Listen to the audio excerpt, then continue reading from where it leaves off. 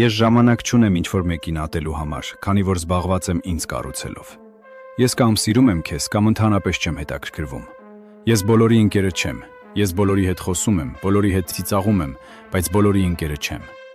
Այսօրվա օրերին ընկերությունը շատերի շուրթերին է, բայց շատ քչերի սրտում։ Նրանք քեզ ընկեր են անվանում, երբ քեզ պետք են, թշնամի, երբ այլևս օգտակար չես նրանց համար։ Ահա թե ինչու ես բոլորի ընկերը չեմ։ Միայն նրանց, ովքեր գիտեն, թե ինչ է իսկական ընկերությունը, եւ գիտեն իմ ընկերությունը հարգել։ Ես կեղծ չեմ սիրում եւ ոչ մեկին չեմ աղաչում մնալ իմ կյանքում։ Ես սովորել եմ գնահատել հավատարմությունը, ոչ թե դատարկ խոսքերը կամ կիսատ արարքները։